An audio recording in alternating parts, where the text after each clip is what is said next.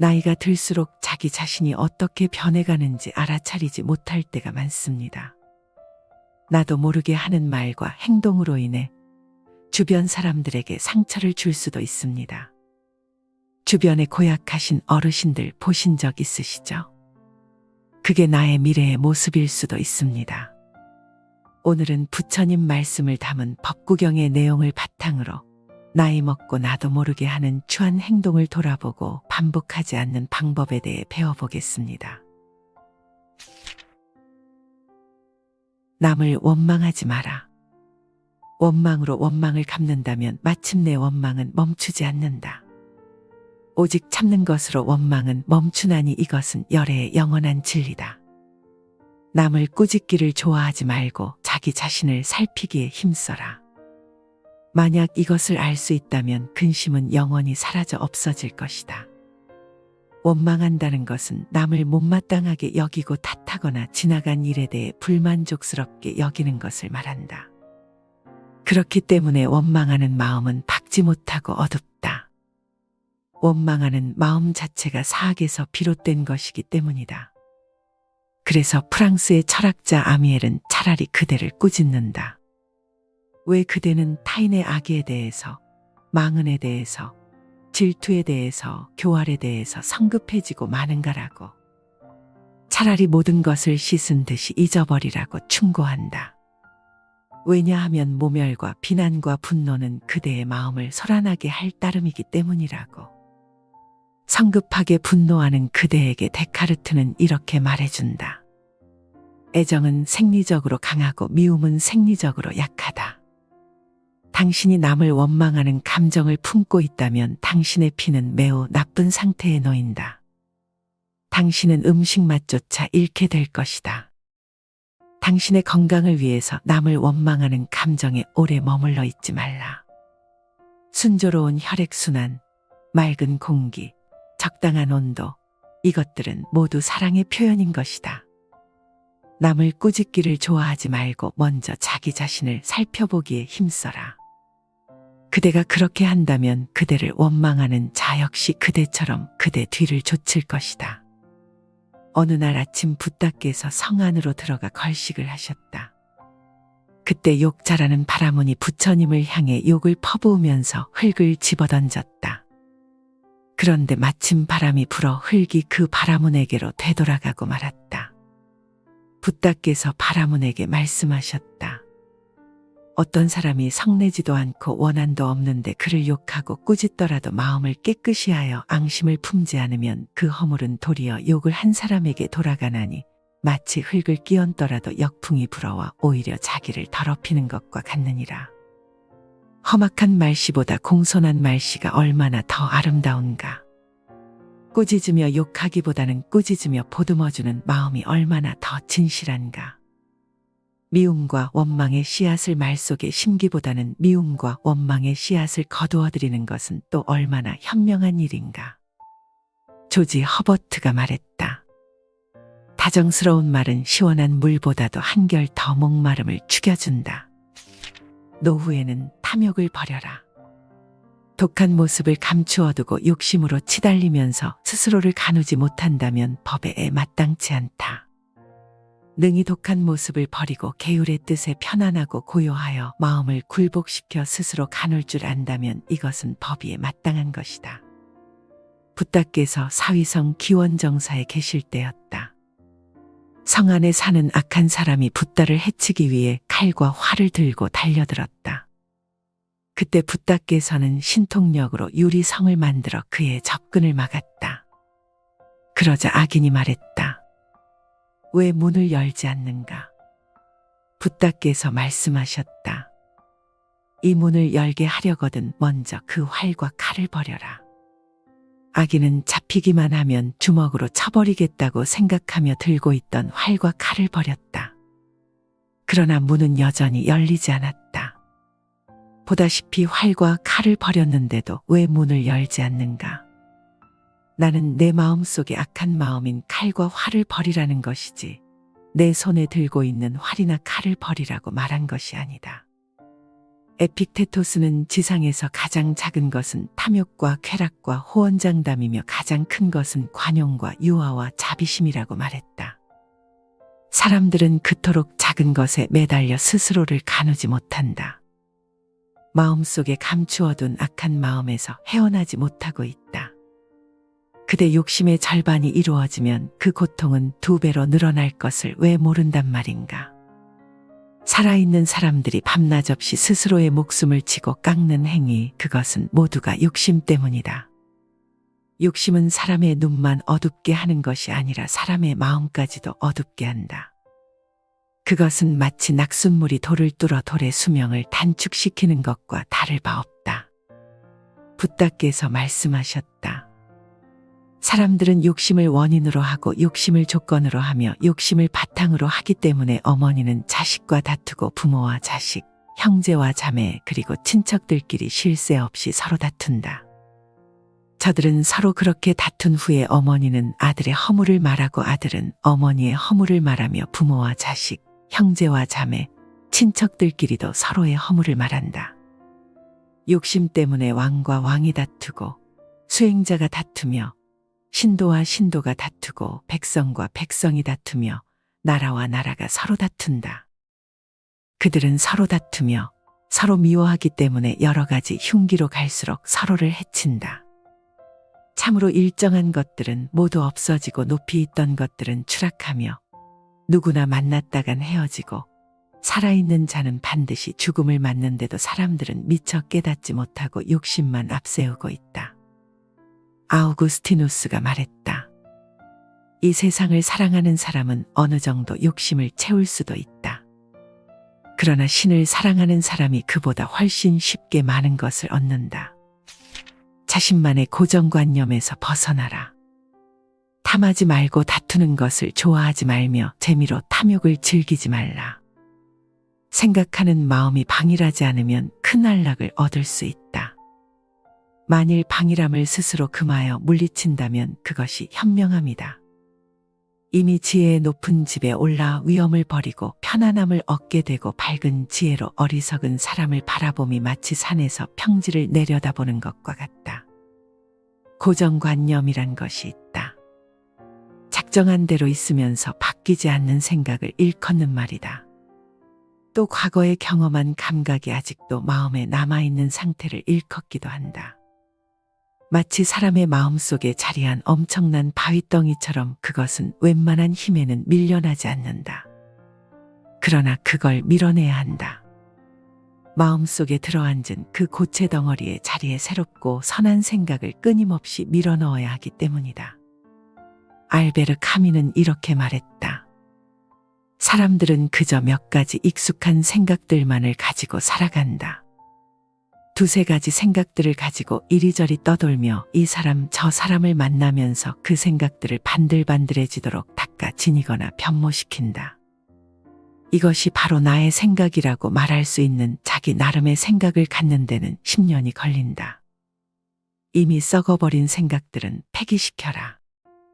탐욕하고 다투며 그리하여 끝없이 어리석음의 미로만을 헤매이던 낡고 병든 생각들은 과감히 버려라. 생각하는 마음이 방일하지 않으면 지혜의 높은 집은 이미 그대 몫이다. 그대는 거기서 얼마든지 자유로울 수 있고 편안해질 수 있다. 인간의 삶은 목숨 하나만으로 영이 되는 것이 아니다. 여러 가지 다양한 삶의 형태가 하나의 커다란 축을 이루면서 삶이라는 새로운 울타리를 만들어낸다. 그러기 위해서는 생명과 직결된 의사도 필요하고 끊임없는 욕구를 충족시키기 위해서는 자기보다 힘센 자를 필요로 한다.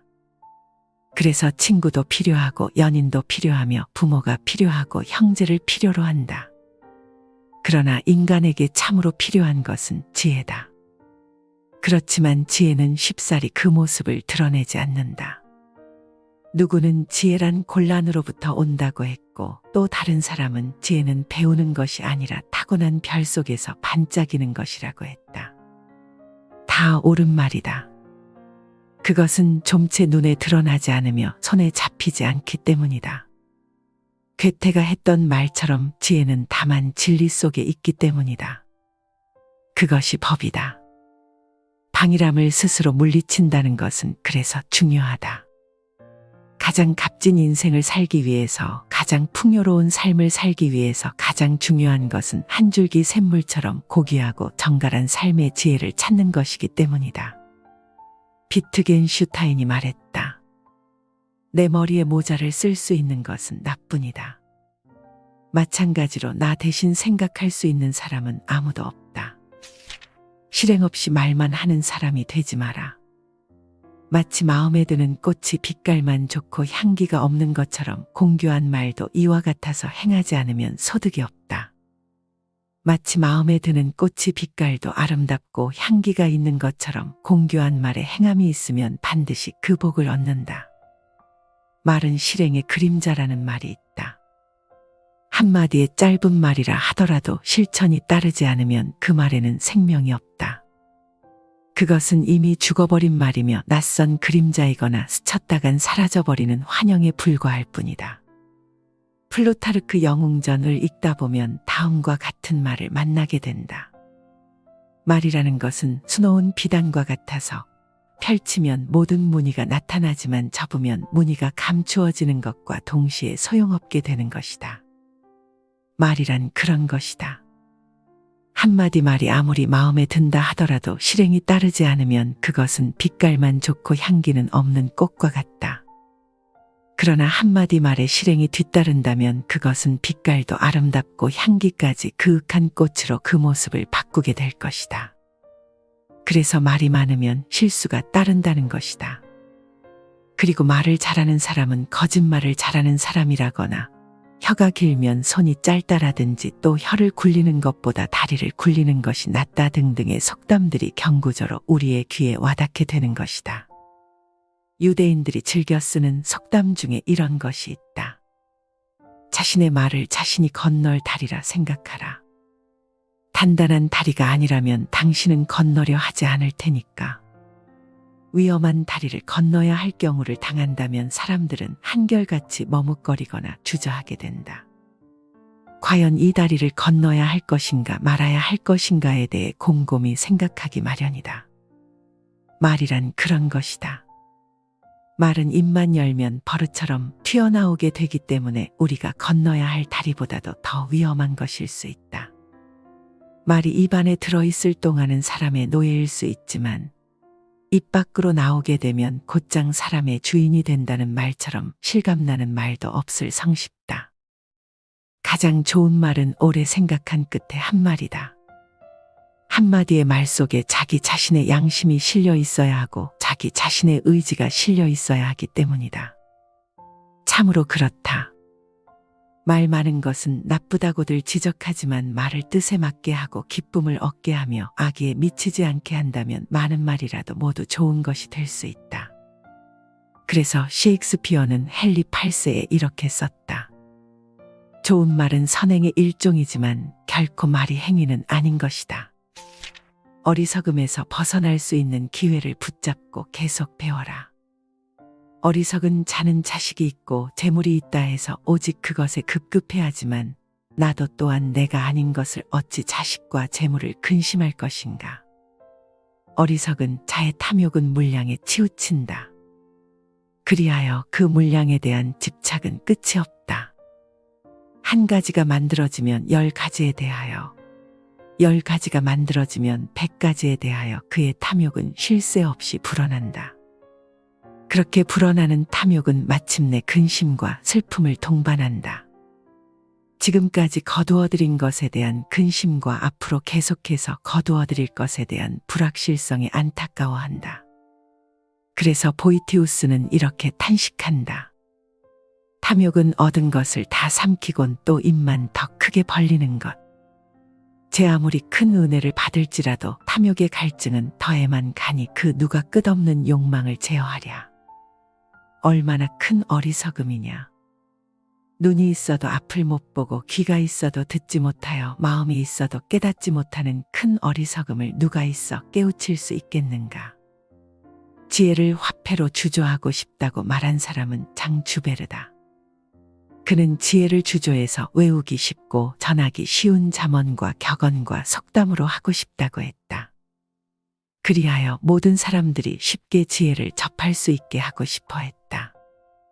그만큼 지혜는 얻기 어려운 것이기 때문이다.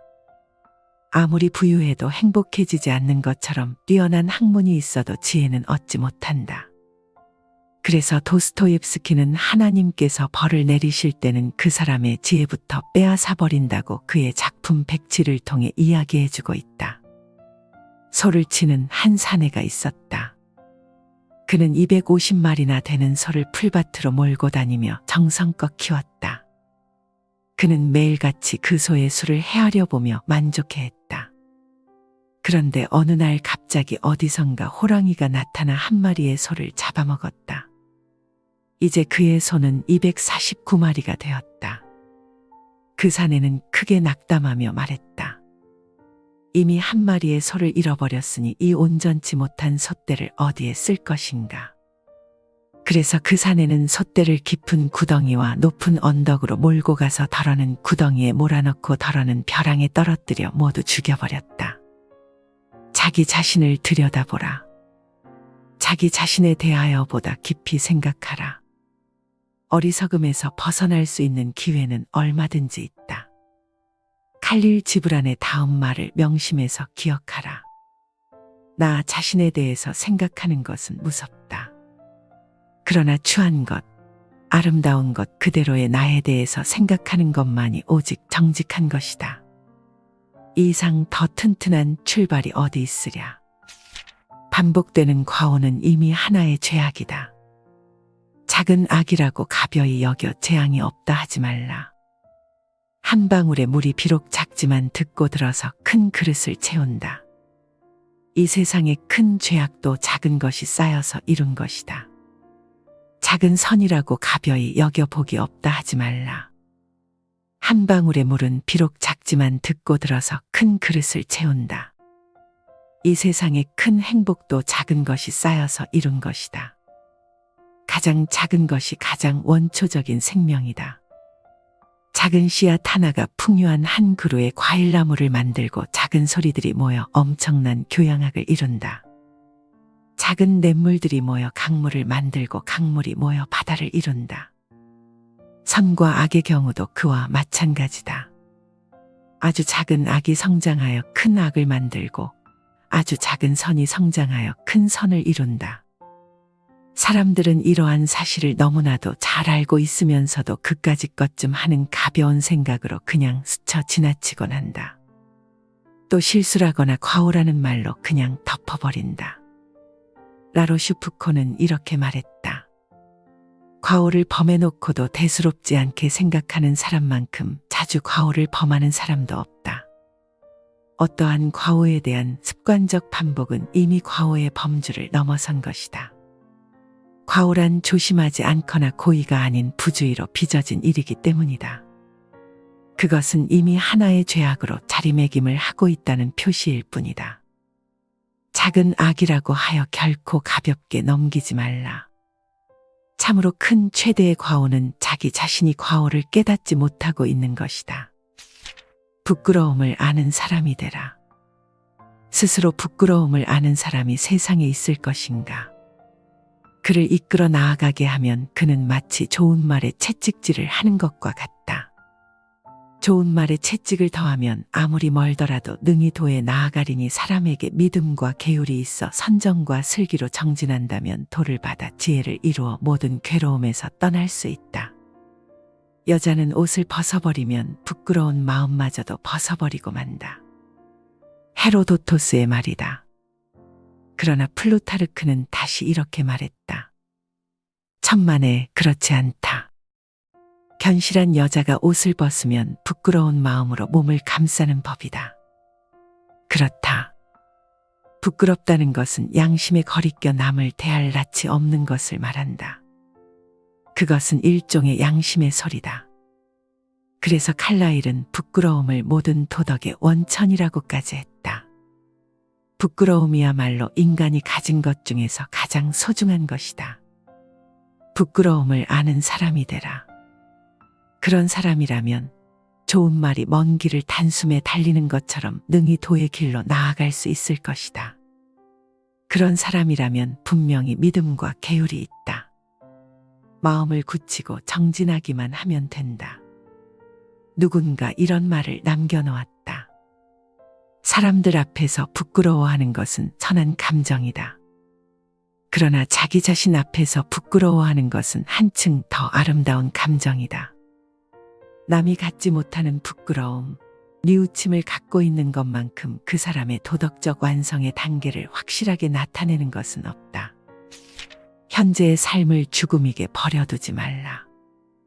몸이 늙으면 빛깔도 쇠하고 병이 들면 광택마저 없어진다. 피부는 늘어지고 살은 쭈그러져 죽음이 다가와 목숨을 재촉한다. 몸이 죽고 정신이 떠나면 마치 수레꾼이 수레를 버리는 것처럼 살은 썩고 뼈는 흩어지니 내 한 몸을 어찌 믿으리. 노년 혹은 노인이란 어휘가 주는 뉘앙스는 참으로 처연하다. 비가 마기까지 하다. 그런 어휘 속에는 삶을 마감하려는 슬픈 그림자가 길게 드리워져 있는 탓도 있지만 죽음을 예감케 하는 절박한 감정이 이 어휘를 감싸고 있기 때문인지도 모른다. 노인을 가리키는 말로 계피약발이란 것이 있다. 살갗이 달게 피부처럼 거칠고 머리털이 하게 날개처럼 희다는 뜻이다. 또 두동치활이란 것도 있다. 머리는 아이처럼 민둥머리이고 치아는 드문드문 있다는 뜻으로 이 빠지고 머리칼 빠진 늙은이를 일컫는 말이다. 얼마나 처연하고 부끄러운 모습인가. 그것은 한 인간으로서 태어날 때의 모습이 아니다. 참으로 젊음이 왕성한 살아있을 때의 모습이 아니다. 그것은 이미 죽음의 길에 들어선 모습이며 쇠잔한 삶의 마지막 그림자에 불과할 뿐이다. 한 늙은이가 있었다. 몸은 찌그러질 대로 찌그러졌고 피부는 낡고 퇴색했으며 심한 병으로 신음을 멈출 수 없었다. 그는 길바닥에 쓰러져 누운 채 지나가는 행인의 발목을 잡고 매달리듯 하며 말했다. 제발 나를 좀 죽여주십시오. 견딜 수가 없습니다. 나를 죽여주시기만 한다면 그 은혜는 결코 잊지 않겠습니다. 그러자 발목을 잡힌 행인은 늙은이의 손길을 거칠게 털어버리며 이렇게 말했다. 당신은 당신이 아직 살아있다고 생각하는 모양입니다. 그렇다. 목숨은 붙어 있지만 그는 이미 죽은 존재와 다름없다.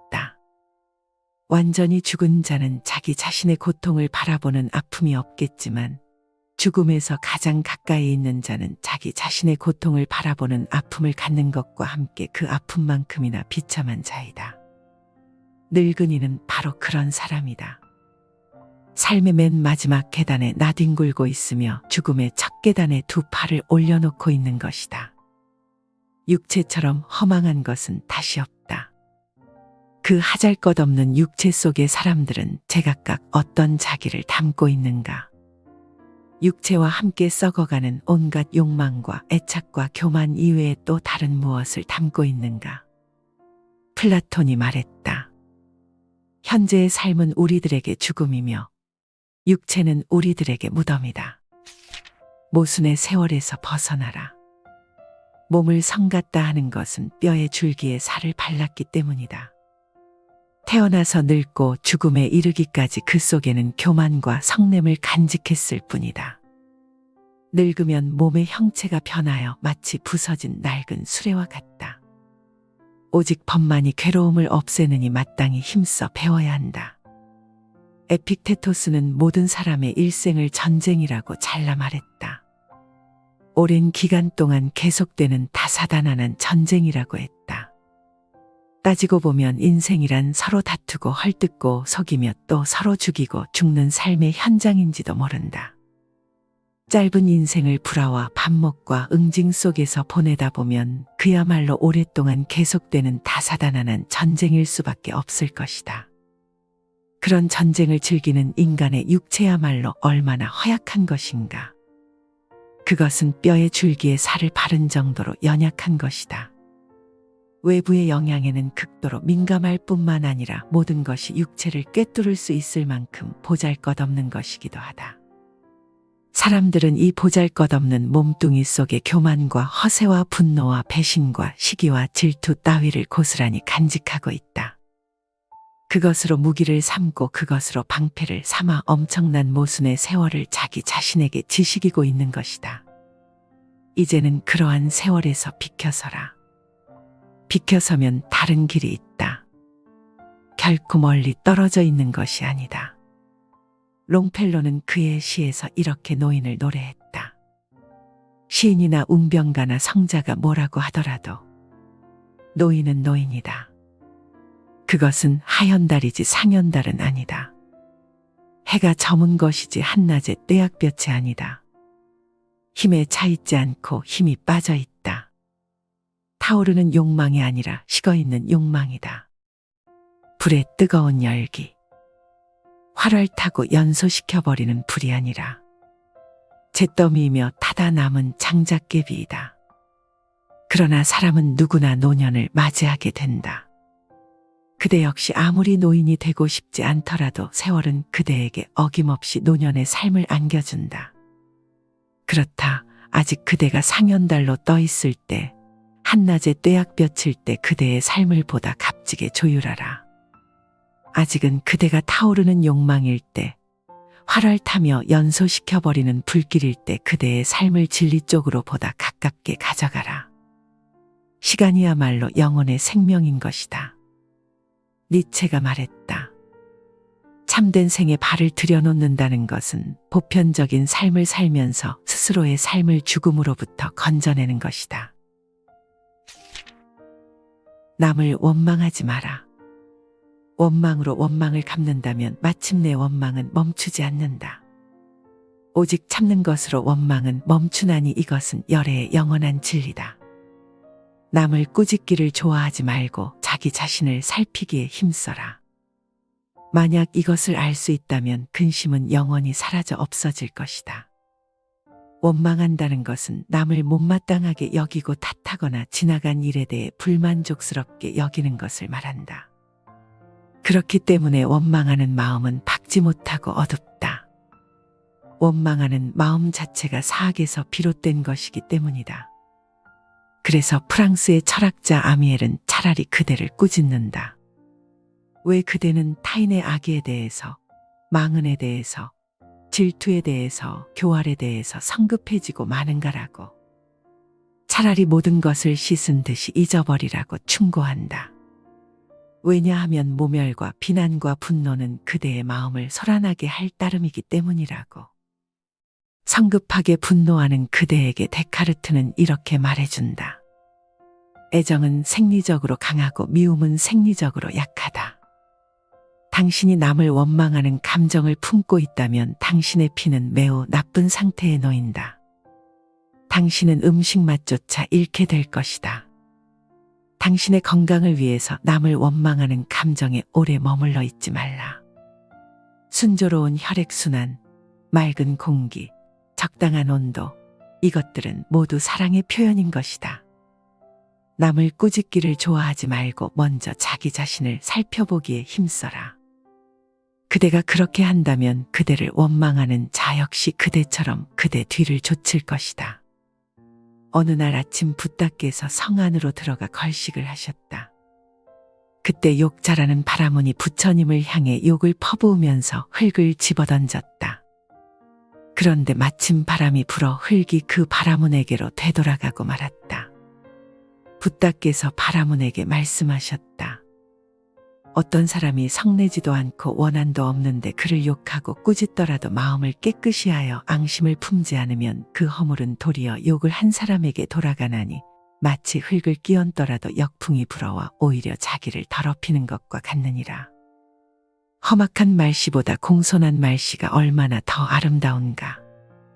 꾸짖으며 욕하기보다는 꾸짖으며 보듬어주는 마음이 얼마나 더 진실한가. 미움과 원망의 씨앗을 말 속에 심기보다는 미움과 원망의 씨앗을 거두어들이는 것은 또 얼마나 현명한 일인가. 조지 허버트가 말했다. 다정스러운 말은 시원한 물보다도 한결 더 목마름을 죽여준다. 노후에는 탐욕을 버려라. 독한 모습을 감추어두고 욕심으로 치달리면서 스스로를 가누지 못한다면 법에 마땅치 않다. 능히 독한 모습을 버리고 계율의 뜻에 편안하고 고요하여 마음을 굴복시켜 스스로 가눌 줄 안다면 이것은 법위에 마땅한 것이다. 붓다께서 사위성 기원정사에 계실 때였다. 성 안에 사는 악한 사람이 붓다를 해치기 위해 칼과 활을 들고 달려들었다.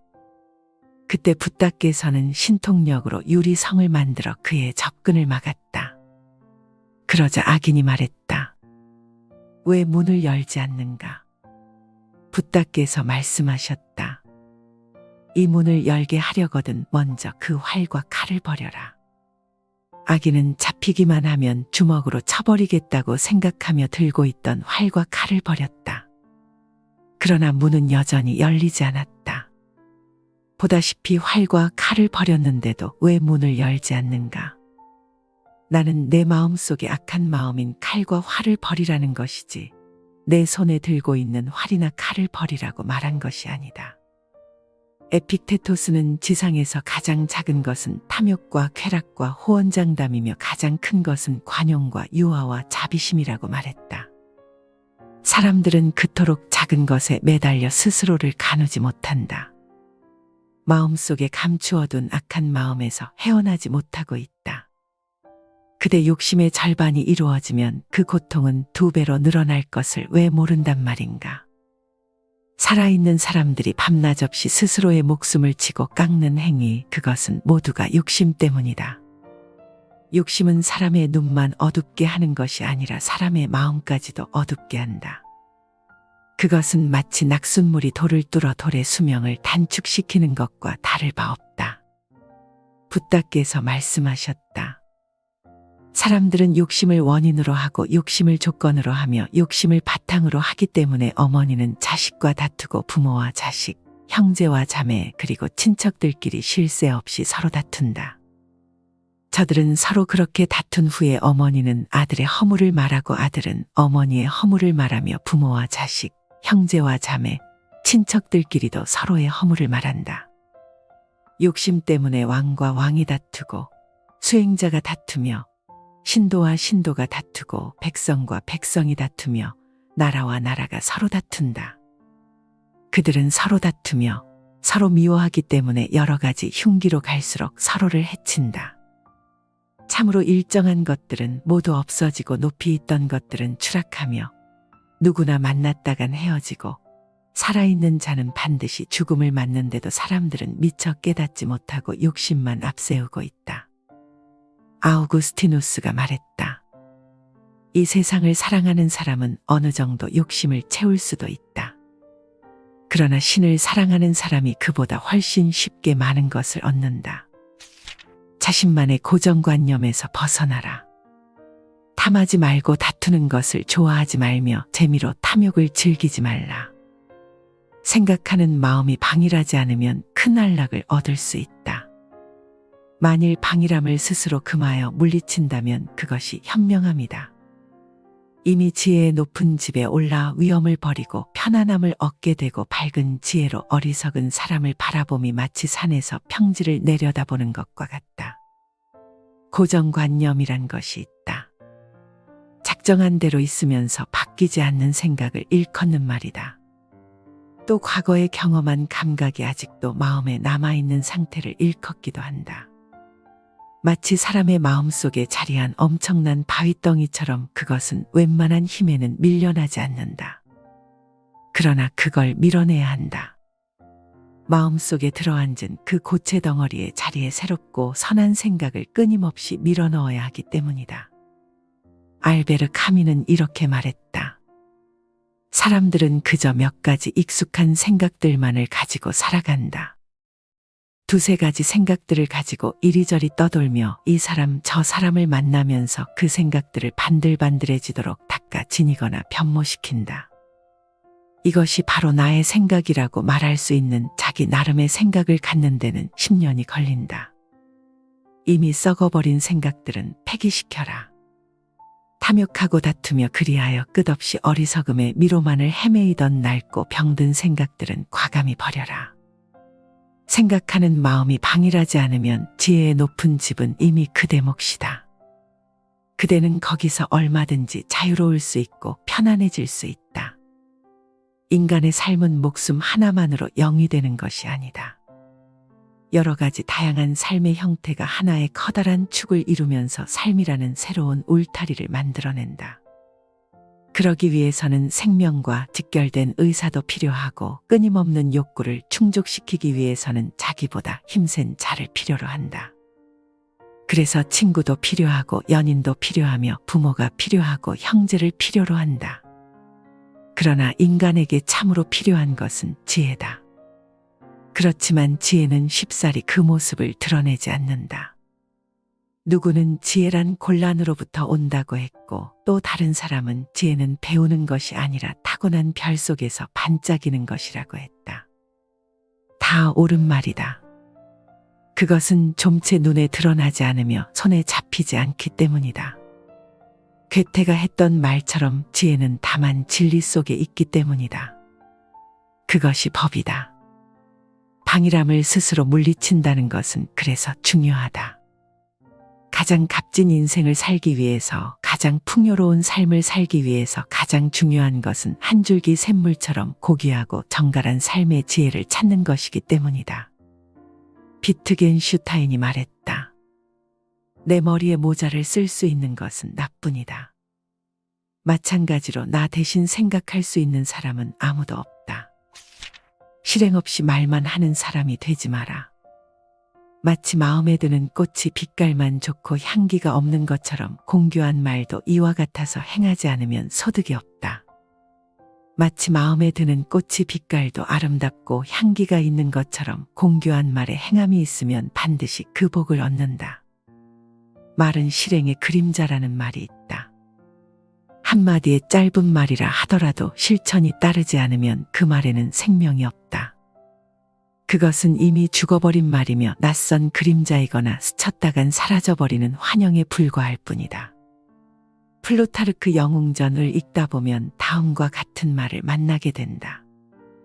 말이라는 것은 수놓은 비단과 같아서 펼치면 모든 무늬가 나타나지만 접으면 무늬가 감추어지는 것과 동시에 소용없게 되는 것이다. 말이란 그런 것이다. 한마디 말이 아무리 마음에 든다 하더라도 실행이 따르지 않으면 그것은 빛깔만 좋고 향기는 없는 꽃과 같다. 그러나 한마디 말에 실행이 뒤따른다면 그것은 빛깔도 아름답고 향기까지 그윽한 꽃으로 그 모습을 바꾸게 될 것이다. 그래서 말이 많으면 실수가 따른다는 것이다. 그리고 말을 잘하는 사람은 거짓말을 잘하는 사람이라거나 혀가 길면 손이 짧다라든지 또 혀를 굴리는 것보다 다리를 굴리는 것이 낫다 등등의 속담들이 경구저로 우리의 귀에 와닿게 되는 것이다. 유대인들이 즐겨 쓰는 속담 중에 이런 것이 있다. 자신의 말을 자신이 건널 다리라 생각하라. 단단한 다리가 아니라면 당신은 건너려 하지 않을 테니까. 위험한 다리를 건너야 할 경우를 당한다면 사람들은 한결같이 머뭇거리거나 주저하게 된다.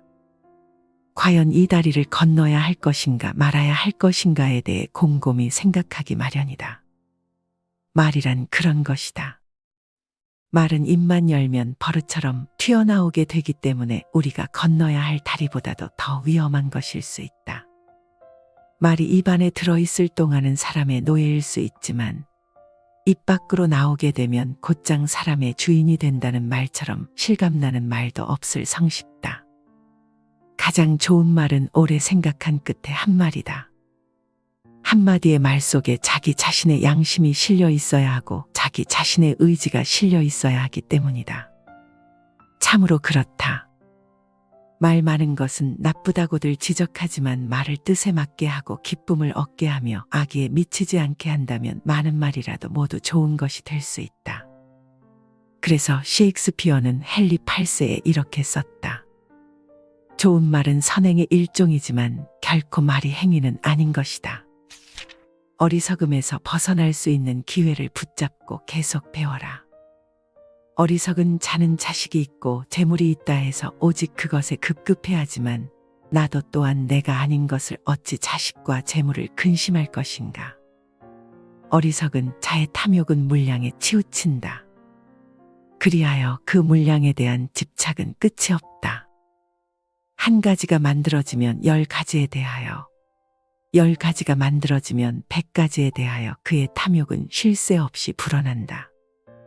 그렇게 불어나는 탐욕은 마침내 근심과 슬픔을 동반한다.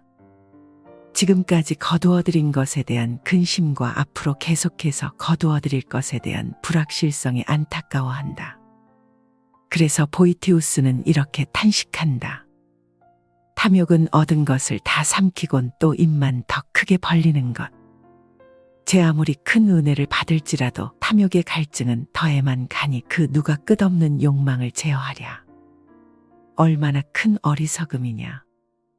눈이 있어도 앞을 못 보고 귀가 있어도 듣지 못하여 마음이 있어도 깨닫지 못하는 큰 어리석음을 누가 있어 깨우칠 수 있겠는가. 지혜를 화폐로 주조하고 싶다고 말한 사람은 장주베르다. 그는 지혜를 주조해서 외우기 쉽고 전하기 쉬운 잠언과 격언과 속담으로 하고 싶다고 했다. 그리하여 모든 사람들이 쉽게 지혜를 접할 수 있게 하고 싶어 했다. 그만큼 지혜는 얻기 어려운 것이기 때문이다. 아무리 부유해도 행복해지지 않는 것처럼 뛰어난 학문이 있어도 지혜는 얻지 못한다. 그래서 도스토옙스키는 하나님께서 벌을 내리실 때는 그 사람의 지혜부터 빼앗아 버린다고 그의 작품 백지를 통해 이야기해주고 있다. 소를 치는 한 사내가 있었다. 그는 250마리나 되는 소를 풀밭으로 몰고 다니며 정성껏 키웠다. 그는 매일같이 그 소의 수를 헤아려 보며 만족해했다. 그런데 어느 날 갑자기 어디선가 호랑이가 나타나 한 마리의 소를 잡아먹었다.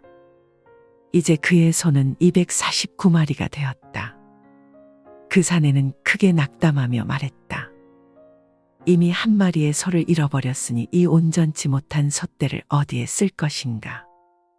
그래서 그 사내는 솥대를 깊은 구덩이와 높은 언덕으로 몰고 가서 덜어는 구덩이에 몰아넣고 덜어는 벼랑에 떨어뜨려 모두 죽여버렸다. 자기 자신을 들여다보라. 자기 자신에 대하여 보다 깊이 생각하라.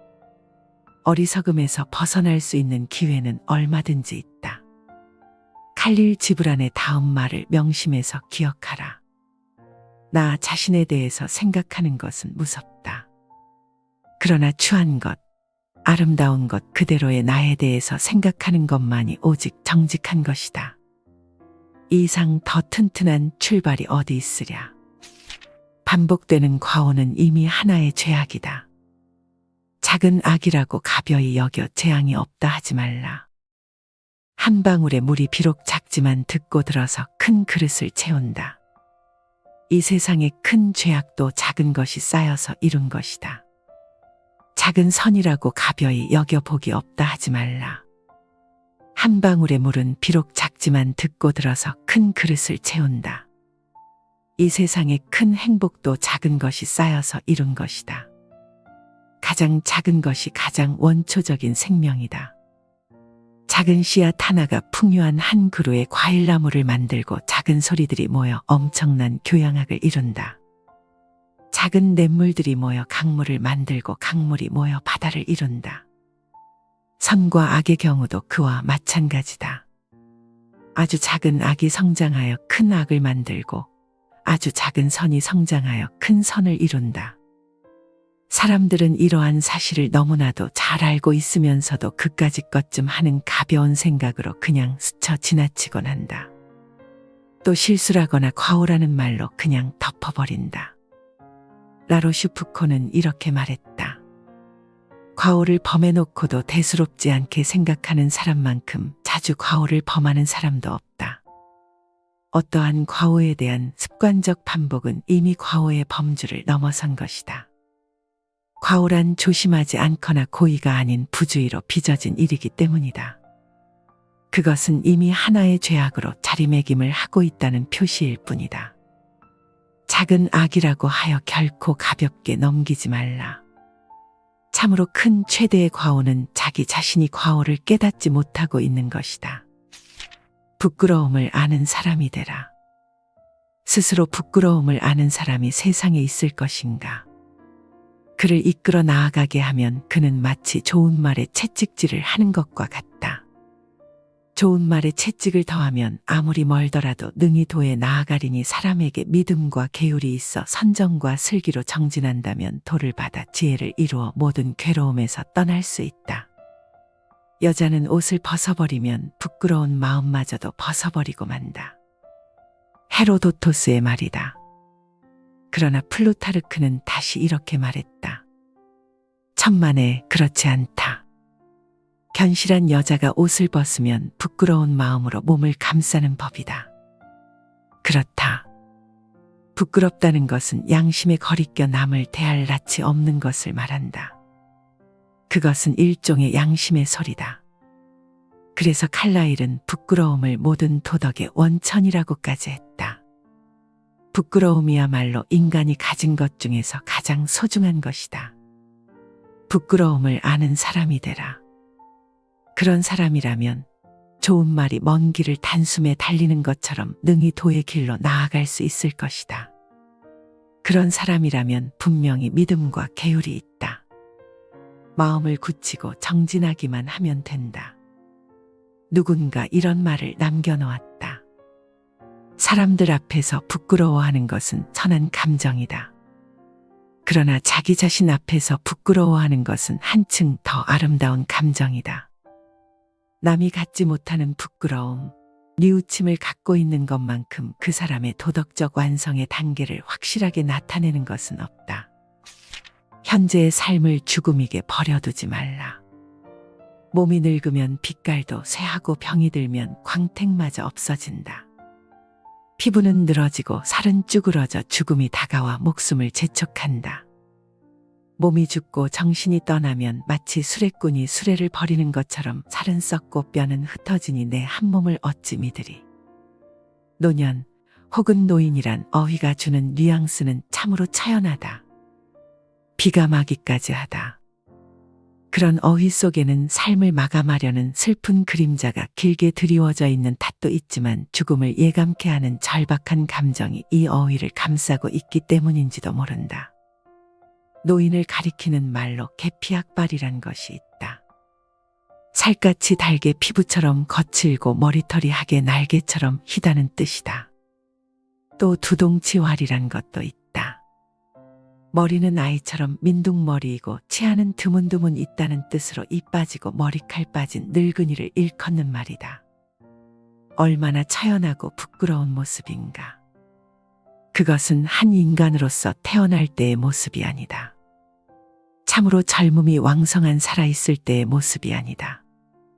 그것은 이미 죽음의 길에 들어선 모습이며 쇠잔한 삶의 마지막 그림자에 불과할 뿐이다. 한 늙은이가 있었다. 몸은 찌그러질 대로 찌그러졌고 피부는 낡고 퇴색했으며 심한 병으로 신음을 멈출 수 없었다.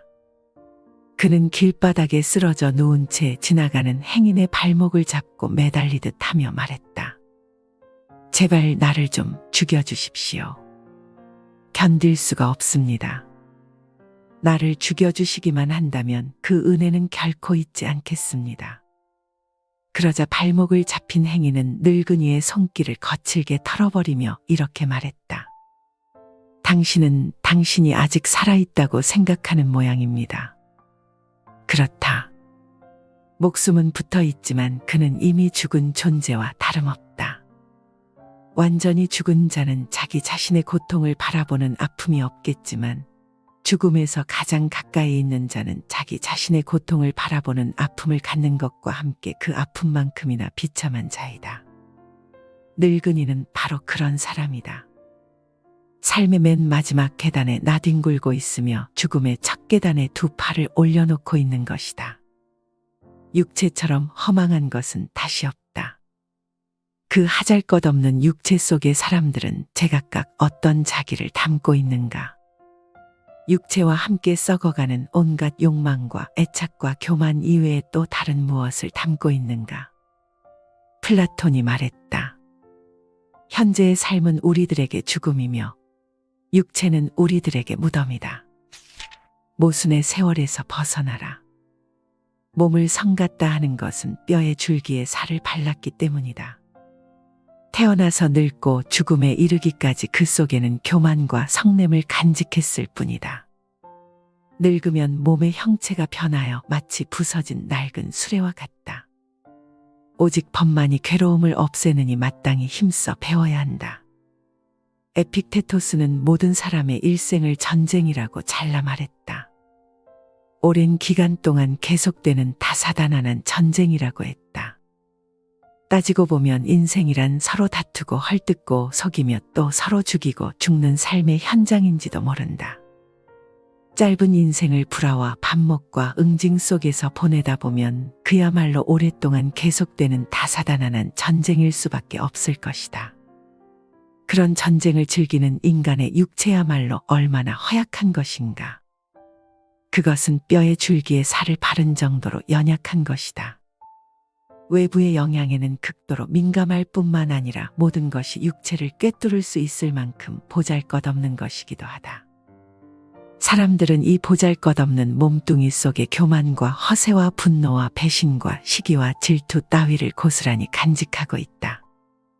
그것으로 무기를 삼고 그것으로 방패를 삼아 엄청난 모순의 세월을 자기 자신에게 지식이고 있는 것이다. 이제는 그러한 세월에서 비켜서라. 비켜서면 다른 길이 있다. 결코 멀리 떨어져 있는 것이 아니다.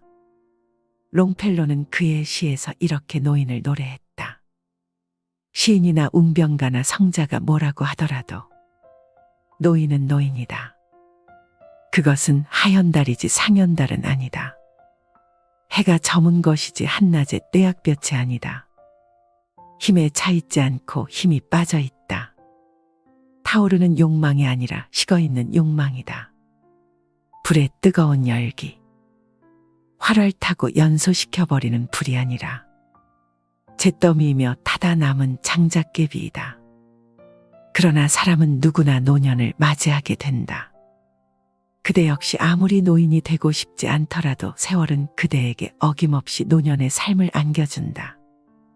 그렇다. 아직 그대가 상연달로 떠 있을 때, 한낮에 떼약볕일 때 그대의 삶을 보다 값지게 조율하라. 아직은 그대가 타오르는 욕망일 때, 활을 타며 연소시켜버리는 불길일 때 그대의 삶을 진리 쪽으로 보다 가깝게 가져가라. 시간이야말로 영혼의 생명인 것이다. 니체가 말했다. 참된 생에 발을 들여놓는다는 것은 보편적인 삶을 살면서 스스로의 삶을 죽음으로부터 건져내는 것이다. 남을 원망하지 마라. 원망으로 원망을 갚는다면 마침내 원망은 멈추지 않는다. 오직 참는 것으로 원망은 멈추나니 이것은 열애의 영원한 진리다. 남을 꾸짖기를 좋아하지 말고 자기 자신을 살피기에 힘써라. 만약 이것을 알 수 있다면 근심은 영원히 사라져 없어질 것이다. 원망한다는 것은 남을 못마땅하게 여기고 탓하거나 지나간 일에 대해 불만족스럽게 여기는 것을 말한다. 그렇기 때문에 원망하는 마음은 박지 못하고 어둡다. 원망하는 마음 자체가 사악에서 비롯된 것이기 때문이다.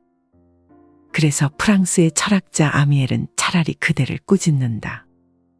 왜 그대는 타인의 악에 대해서, 망언에 대해서, 질투에 대해서, 교활에 대해서 성급해지고 마는가라고. 차라리 모든 것을 씻은 듯이 잊어버리라고 충고한다. 왜냐하면 모멸과 비난과 분노는 그대의 마음을 소란하게 할 따름이기 때문이라고. 성급하게 분노하는 그대에게 데카르트는 이렇게 말해준다. 애정은 생리적으로 강하고 미움은 생리적으로 약하다. 당신이 남을 원망하는 감정을 품고 있다면 당신의 피는 매우 나쁜 상태에 놓인다. 당신은 음식 맛조차 잃게 될 것이다. 당신의 건강을 위해서 남을 원망하는 감정에 오래 머물러 있지 말라. 순조로운 혈액순환, 맑은 공기, 적당한 온도, 이것들은 모두 사랑의 표현인 것이다. 남을 꾸짖기를 좋아하지 말고 먼저 자기 자신을 살펴보기에 힘써라. 그대가 그렇게 한다면 그대를 원망하는 자 역시 그대처럼 그대 뒤를 좇을 것이다. 어느 날 아침 붓다께서 성 안으로 들어가 걸식을 하셨다. 그때 욕 잘하는 바라문이 부처님을 향해 욕을 퍼부으면서 흙을 집어던졌다. 그런데 마침 바람이 불어 흙이 그 바라문에게로 되돌아가고 말았다. 붓다께서 바라문에게 말씀하셨다. 어떤 사람이 성내지도 않고 원한도 없는데 그를 욕하고 꾸짖더라도 마음을 깨끗이 하여 앙심을 품지 않으면 그 허물은 도리어 욕을 한 사람에게 돌아가나니 마치 흙을 끼얹더라도 역풍이 불어와 오히려 자기를 더럽히는 것과 같느니라. 험악한 말씨보다 공손한 말씨가 얼마나 더 아름다운가. 꾸짖으며 욕하기보다는 꾸짖으며 보듬어주는 마음이 얼마나 더 진실한가. 미움과 원망의 씨앗을 말 속에 심기보다는 미움과 원망의 씨앗을 거두어들이는 것은 또 얼마나 현명한 일인가. 조지 허버트가 말했다. 다정스러운 말은 시원한 물보다도 한결 더 목마름을 죽여준다. 노후에는 탐욕을 버려라. 독한 모습을 감추어두고 욕심으로 치달리면서 스스로를 가누지 못한다면 법에 마땅치 않다. 능히 독한 모습을 버리고 계율의 뜻에 편안하고 고요하여 마음을 굴복시켜 스스로 가눌 줄 안다면 이것은 법위에 마땅한 것이다. 붓다께서 사위성 기원정사에 계실 때였다. 성 안에 사는 악한 사람이 붓다를 해치기 위해 칼과 활을 들고 달려들었다. 그때 붓다께서는 신통력으로 유리성을 만들어 그의 접근을 막았다. 그러자 악인이 말했다. 왜 문을 열지 않는가? 붓다께서 말씀하셨다. 이 문을 열게 하려거든 먼저 그 활과 칼을 버려라. 악인은 잡히기만 하면 주먹으로 쳐버리겠다고 생각하며 들고 있던 활과 칼을 버렸다. 그러나 문은 여전히 열리지 않았다. 보다시피 활과 칼을 버렸는데도 왜 문을 열지 않는가? 나는 내 마음속에 악한 마음인 칼과 활을 버리라는 것이지 내 손에 들고 있는 활이나 칼을 버리라고 말한 것이 아니다. 에픽테토스는 지상에서 가장 작은 것은 탐욕과 쾌락과 호언장담이며 가장 큰 것은 관용과 유아와 자비심이라고 말했다. 사람들은 그토록 작은 것에 매달려 스스로를 가누지 못한다. 마음속에 감추어둔 악한 마음에서 헤어나지 못하고 있다. 그대 욕심의 절반이 이루어지면 그 고통은 2배로 늘어날 것을 왜 모른단 말인가.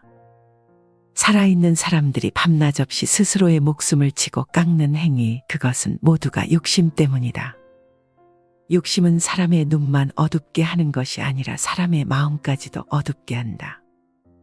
그것은 마치 낙숫물이 돌을 뚫어 돌의 수명을 단축시키는 것과 다를 바 없다. 붓다께서 말씀하셨다. 사람들은 욕심을 원인으로 하고 욕심을 조건으로 하며 욕심을 바탕으로 하기 때문에 어머니는 자식과 다투고 부모와 자식, 형제와 자매 그리고 친척들끼리 쉴 새 없이 서로 다툰다. 저들은 서로 그렇게 다툰 후에 어머니는 아들의 허물을 말하고 아들은 어머니의 허물을 말하며 부모와 자식, 형제와 자매, 친척들끼리도 서로의 허물을 말한다. 욕심 때문에 왕과 왕이 다투고 수행자가 다투며 신도와 신도가 다투고 백성과 백성이 다투며 나라와 나라가 서로 다툰다. 그들은 서로 다투며 서로 미워하기 때문에 여러 가지 흉기로 갈수록 서로를 해친다. 참으로 일정한 것들은 모두 없어지고 높이 있던 것들은 추락하며 누구나 만났다간 헤어지고 살아있는 자는 반드시 죽음을 맞는데도 사람들은 미처 깨닫지 못하고 욕심만 앞세우고 있다. 아우구스티누스가 말했다. 이 세상을 사랑하는 사람은 어느 정도 욕심을 채울 수도 있다. 그러나 신을 사랑하는 사람이 그보다 훨씬 쉽게 많은 것을 얻는다. 자신만의 고정관념에서 벗어나라. 탐하지 말고 다투는 것을 좋아하지 말며 재미로 탐욕을 즐기지 말라. 생각하는 마음이 방일하지 않으면 큰 안락을 얻을 수 있다. 만일 방일함을 스스로 금하여 물리친다면 그것이 현명함이다. 이미 지혜의 높은 집에 올라 위엄을 버리고 편안함을 얻게 되고 밝은 지혜로 어리석은 사람을 바라봄이 마치 산에서 평지를 내려다보는 것과 같다. 고정관념이란 것이 있다. 작정한 대로 있으면서 바뀌지 않는 생각을 일컫는 말이다. 또 과거에 경험한 감각이 아직도 마음에 남아있는 상태를 일컫기도 한다. 마치 사람의 마음속에 자리한 엄청난 바위덩이처럼 그것은 웬만한 힘에는 밀려나지 않는다. 그러나 그걸 밀어내야 한다. 마음속에 들어앉은 그 고체 덩어리의 자리에 새롭고 선한 생각을 끊임없이 밀어넣어야 하기 때문이다. 알베르 카뮈는 이렇게 말했다. 사람들은 그저 몇 가지 익숙한 생각들만을 가지고 살아간다.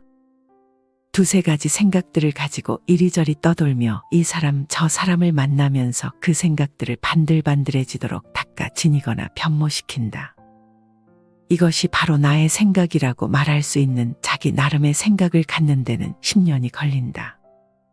이미 썩어버린 생각들은 폐기시켜라. 탐욕하고 다투며 그리하여 끝없이 어리석음의 미로만을 헤매이던 낡고 병든 생각들은 과감히 버려라. 생각하는 마음이 방일하지 않으면 지혜의 높은 집은 이미 그대 몫이다. 그대는 거기서 얼마든지 자유로울 수 있고 편안해질 수 있다. 인간의 삶은 목숨 하나만으로 영이 되는 것이 아니다.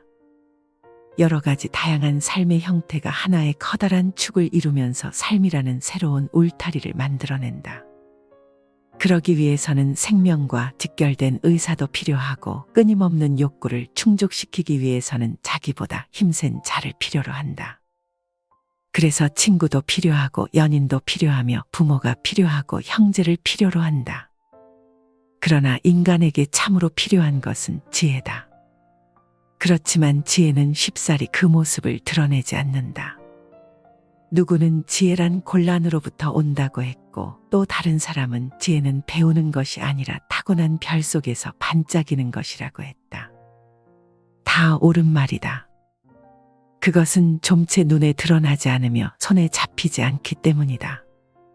괴테가 했던 말처럼 지혜는 다만 진리 속에 있기 때문이다. 그것이 법이다. 방일함을 스스로 물리친다는 것은 그래서 중요하다.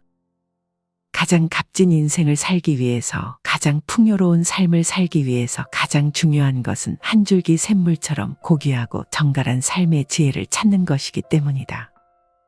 비트겐슈타인이 말했다. 내 머리에 모자를 쓸 수 있는 것은 나뿐이다.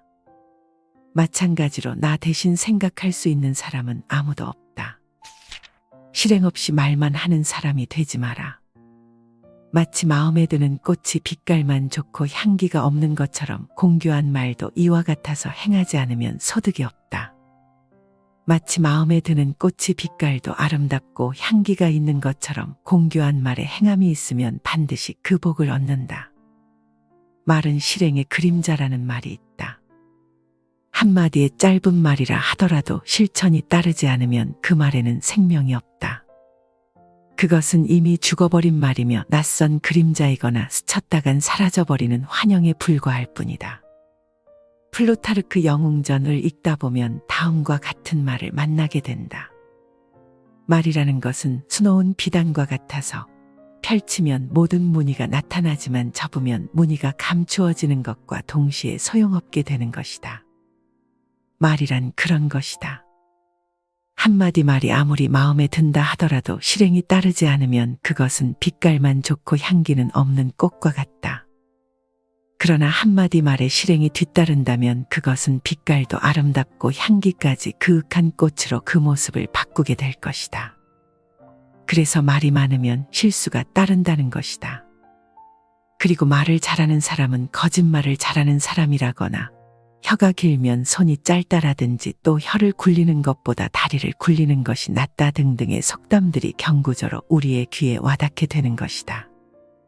유대인들이 즐겨 쓰는 속담 중에 이런 것이 있다. 자신의 말을 자신이 건널 다리라 생각하라. 단단한 다리가 아니라면 당신은 건너려 하지 않을 테니까. 위험한 다리를 건너야 할 경우를 당한다면 사람들은 한결같이 머뭇거리거나 주저하게 된다. 과연 이 다리를 건너야 할 것인가 말아야 할 것인가에 대해 곰곰이 생각하기 마련이다. 말이란 그런 것이다. 말은 입만 열면 버릇처럼 튀어나오게 되기 때문에 우리가 건너야 할 다리보다도 더 위험한 것일 수 있다. 말이 입 안에 들어있을 동안은 사람의 노예일 수 있지만 입 밖으로 나오게 되면 곧장 사람의 주인이 된다는 말처럼 실감나는 말도 없을 성쉽다. 가장 좋은 말은 오래 생각한 끝에 한 말이다. 한마디의 말 속에 자기 자신의 양심이 실려 있어야 하고 자기 자신의 의지가 실려 있어야 하기 때문이다. 참으로 그렇다. 말 많은 것은 나쁘다고들 지적하지만 말을 뜻에 맞게 하고 기쁨을 얻게 하며 악의에 미치지 않게 한다면 많은 말이라도 모두 좋은 것이 될 수 있다. 그래서 셰익스피어는 헨리 8세에 이렇게 썼다. 좋은 말은 선행의 일종이지만 결코 말이 행위는 아닌 것이다. 어리석음에서 벗어날 수 있는 기회를 붙잡고 계속 배워라. 어리석은 자는 자식이 있고 재물이 있다 해서 오직 그것에 급급해하지만 나도 또한 내가 아닌 것을 어찌 자식과 재물을 근심할 것인가. 어리석은 자의 탐욕은 물량에 치우친다. 그리하여 그 물량에 대한 집착은 끝이 없다. 한 가지가 만들어지면 10가지에 대하여, 10가지가 만들어지면 100가지에 대하여 그의 탐욕은 쉴 새 없이 불어난다. 그렇게 불어나는 탐욕은 마침내 근심과 슬픔을 동반한다. 지금까지 거두어들인 것에 대한 근심과 앞으로 계속해서 거두어들일 것에 대한 불확실성에 안타까워한다. 그래서 보이티우스는 이렇게 탄식한다. 탐욕은 얻은 것을 다 삼키곤 또 입만 더 크게 벌리는 것. 제 아무리 큰 은혜를 받을지라도 탐욕의 갈증은 더해만 가니 그 누가 끝없는 욕망을 제어하랴. 얼마나 큰 어리석음이냐. 눈이 있어도 앞을 못 보고 귀가 있어도 듣지 못하여 마음이 있어도 깨닫지 못하는 큰 어리석음을 누가 있어 깨우칠 수 있겠는가. 지혜를 화폐로 주조하고 싶다고 말한 사람은 장주베르다. 그는 지혜를 주조해서 외우기 쉽고 전하기 쉬운 잠언과 격언과 속담으로 하고 싶다고 했다. 그리하여 모든 사람들이 쉽게 지혜를 접할 수 있게 하고 싶어 했다.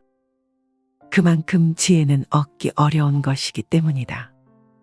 아무리 부유해도 행복해지지 않는 것처럼 뛰어난 학문이 있어도 지혜는 얻지 못한다. 그래서 도스토옙스키는 하나님께서 벌을 내리실 때는 그 사람의 지혜부터 빼앗아 버린다고 그의 작품 백지를 통해 이야기해주고 있다. 소를 치는 한 사내가 있었다. 그는 250마리나 되는 소를 풀밭으로 몰고 다니며 정성껏 키웠다. 그는 매일같이 그 소의 수를 헤아려 보며 만족해했다. 그런데 어느 날 갑자기 어디선가 호랑이가 나타나 한 마리의 소를 잡아먹었다. 이제 그의 소는 249마리가 되었다. 그 사내는 크게 낙담하며 말했다. 이미 한 마리의 소를 잃어버렸으니 이 온전치 못한 솥대를 어디에 쓸 것인가. 그래서 그 사내는 솥대를 깊은 구덩이와 높은 언덕으로 몰고 가서 덜어는 구덩이에 몰아넣고 덜어는 벼랑에 떨어뜨려 모두 죽여버렸다. 자기 자신을 들여다보라. 자기 자신에 대하여 보다 깊이 생각하라. 어리석음에서 벗어날 수 있는 기회는 얼마든지 있다. 칼릴 지브란의 다음 말을 명심해서 기억하라. 나 자신에 대해서 생각하는 것은 무섭다. 그러나 추한 것, 아름다운 것 그대로의 나에 대해서 생각하는 것만이 오직 정직한 것이다. 이 이상 더 튼튼한 출발이 어디 있으랴. 반복되는 과오는 이미 하나의 죄악이다. 작은 악이라고 가벼이 여겨 재앙이 없다 하지 말라. 한 방울의 물이 비록 작지만 듣고 들어서 큰 그릇을 채운다. 이 세상의 큰 죄악도 작은 것이 쌓여서 이룬 것이다. 작은 선이라고 가벼이 여겨보기 없다 하지 말라. 한 방울의 물은 비록 작지만 듣고 들어서 큰 그릇을 채운다. 이 세상의 큰 행복도 작은 것이 쌓여서 이룬 것이다. 가장 작은 것이 가장 원초적인 생명이다. 작은 씨앗 하나가 풍요한 한 그루의 과일나무를 만들고 작은 소리들이 모여 엄청난 교양학을 이룬다. 작은 냇물들이 모여 강물을 만들고 강물이 모여 바다를 이룬다. 선과 악의 경우도 그와 마찬가지다. 아주 작은 악이 성장하여 큰 악을 만들고 아주 작은 선이 성장하여 큰 선을 이룬다.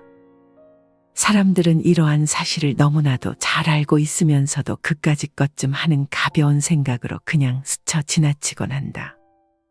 또 실수라거나 과오라는 말로 그냥 덮어버린다.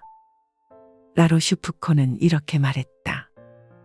과오를 범해놓고도 대수롭지 않게 생각하는 사람만큼 자주 과오를 범하는 사람도 없다. 어떠한 과오에 대한 습관적 반복은 이미 과오의 범주를 넘어선 것이다. 과오란 조심하지 않거나 고의가 아닌 부주의로 빚어진 일이기 때문이다. 그것은 이미 하나의 죄악으로 자리매김을 하고 있다는 표시일 뿐이다. 작은 악이라고 하여 결코 가볍게 넘기지 말라. 참으로 큰 최대의 과오는 자기 자신이 과오를 깨닫지 못하고 있는 것이다. 부끄러움을 아는 사람이 되라. 스스로 부끄러움을 아는 사람이 세상에 있을 것인가? 그를 이끌어 나아가게 하면 그는 마치 좋은 말에 채찍질을 하는 것과 같다. 좋은 말에 채찍을 더하면 아무리 멀더라도 능히 도에 나아가리니 사람에게 믿음과 계율이 있어 선정과 슬기로 정진한다면 도를 받아 지혜를 이루어 모든 괴로움에서 떠날 수 있다. 여자는 옷을 벗어버리면 부끄러운 마음마저도 벗어버리고 만다. 헤로도토스의 말이다. 그러나 플루타르크는 다시 이렇게 말했다. 천만에 그렇지 않다. 견실한 여자가 옷을 벗으면 부끄러운 마음으로 몸을 감싸는 법이다. 그렇다. 부끄럽다는 것은 양심에 거리껴 남을 대할 낯이 없는 것을 말한다. 그것은 일종의 양심의 소리다. 그래서 칼라일은 부끄러움을 모든 도덕의 원천이라고까지 했다. 부끄러움이야말로 인간이 가진 것 중에서 가장 소중한 것이다. 부끄러움을 아는 사람이 되라. 그런 사람이라면 좋은 말이 먼 길을 단숨에 달리는 것처럼 능히 도의 길로 나아갈 수 있을 것이다. 그런 사람이라면 분명히 믿음과 계율이 있다. 마음을 굳히고 정진하기만 하면 된다. 누군가 이런 말을 남겨놓았다. 사람들 앞에서 부끄러워하는 것은 선한 감정이다. 그러나 자기 자신 앞에서 부끄러워하는 것은 한층 더 아름다운 감정이다. 남이 갖지 못하는 부끄러움, 뉘우침을 갖고 있는 것만큼 그 사람의 도덕적 완성의 단계를 확실하게 나타내는 것은 없다. 현재의 삶을 죽음이게 버려두지 말라. 몸이 늙으면 빛깔도 쇠하고 병이 들면 광택마저 없어진다. 피부는 늘어지고 살은 쭈그러져 죽음이 다가와 목숨을 재촉한다. 몸이 죽고 정신이 떠나면 마치 수레꾼이 수레를 버리는 것처럼 살은 썩고 뼈는 흩어지니 내 한 몸을 어찌 믿으리. 노년 혹은 노인이란 어휘가 주는 뉘앙스는 참으로 처연하다. 비가 마기까지 하다. 그런 어휘 속에는 삶을 마감하려는 슬픈 그림자가 길게 드리워져 있는 탓도 있지만 죽음을 예감케 하는 절박한 감정이 이 어휘를 감싸고 있기 때문인지도 모른다. 노인을 가리키는 말로 계피약발이란 것이 있다. 살갗이 달게 피부처럼 거칠고 머리털이 하게 날개처럼 희다는 뜻이다. 또 두동치활이란 것도 있다. 머리는 아이처럼 민둥머리이고 치아는 드문드문 있다는 뜻으로 이 빠지고 머리칼 빠진 늙은이를 일컫는 말이다. 얼마나 처연하고 부끄러운 모습인가. 그것은 한 인간으로서 태어날 때의 모습이 아니다. 참으로 젊음이 왕성한 살아있을 때의 모습이 아니다. 그것은 이미 죽음의 길에 들어선 모습이며 쇠잔한 삶의 마지막 그림자에 불과할 뿐이다. 한 늙은이가 있었다. 몸은 찌그러질 대로 찌그러졌고 피부는 낡고 퇴색했으며 심한 병으로 신음을 멈출 수 없었다. 그는 길바닥에 쓰러져 누운 채 지나가는 행인의 발목을 잡고 매달리듯 하며 말했다. 제발 나를 좀 죽여주십시오. 견딜 수가 없습니다. 나를 죽여주시기만 한다면 그 은혜는 결코 잊지 않겠습니다. 그러자 발목을 잡힌 행인은 늙은이의 손길을 거칠게 털어버리며 이렇게 말했다. 당신은 당신이 아직 살아있다고 생각하는 모양입니다. 그렇다. 목숨은 붙어 있지만 그는 이미 죽은 존재와 다름없다. 완전히 죽은 자는 자기 자신의 고통을 바라보는 아픔이 없겠지만 죽음에서 가장 가까이 있는 자는 자기 자신의 고통을 바라보는 아픔을 갖는 것과 함께 그 아픔만큼이나 비참한 자이다. 늙은이는 바로 그런 사람이다. 삶의 맨 마지막 계단에 나뒹굴고 있으며 죽음의 첫 계단에 두 팔을 올려놓고 있는 것이다. 육체처럼 허망한 것은 다시 없다. 그 하잘것없는 육체 속의 사람들은 제각각 어떤 자기를 담고 있는가? 육체와 함께 썩어가는 온갖 욕망과 애착과 교만 이외에 또 다른 무엇을 담고 있는가? 플라톤이 말했다. 현재의 삶은 우리들에게 죽음이며 육체는 우리들에게 무덤이다. 모순의 세월에서 벗어나라. 몸을 성 같다 하는 것은 뼈의 줄기에 살을 발랐기 때문이다. 태어나서 늙고 죽음에 이르기까지 그 속에는 교만과 성냄을 간직했을 뿐이다. 늙으면 몸의 형체가 변하여 마치 부서진 낡은 수레와 같다. 오직 법만이 괴로움을 없애느니 마땅히 힘써 배워야 한다. 에픽테토스는 모든 사람의 일생을 전쟁이라고 잘라 말했다. 오랜 기간 동안 계속되는 다사다난한 전쟁이라고 했다. 따지고 보면 인생이란 서로 다투고 헐뜯고 속이며 또 서로 죽이고 죽는 삶의 현장인지도 모른다. 짧은 인생을 불화와 반목과 응징 속에서 보내다 보면 그야말로 오랫동안 계속되는 다사다난한 전쟁일 수밖에 없을 것이다. 그런 전쟁을 즐기는 인간의 육체야말로 얼마나 허약한 것인가. 그것은 뼈의 줄기에 살을 바른 정도로 연약한 것이다.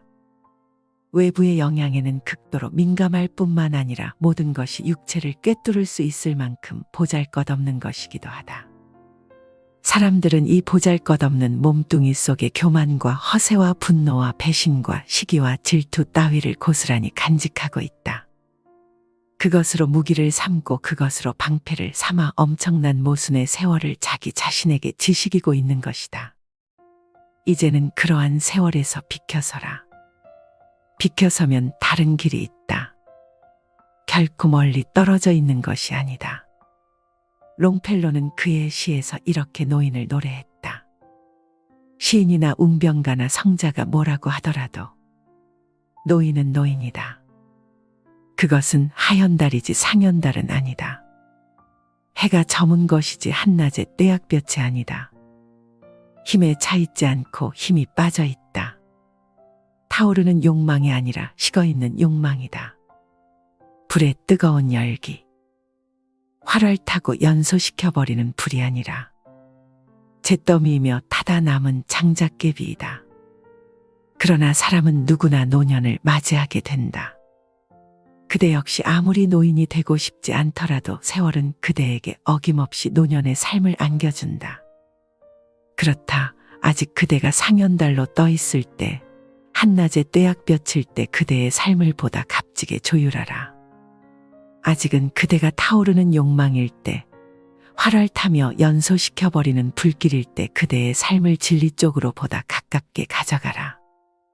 시간이야말로 영혼의 생명인 것이다. 니체가 말했다. 참된 생에 발을 들여놓는다는 것은 보편적인 삶을 살면서 스스로의 삶을 죽음으로부터 건져내는 것이다.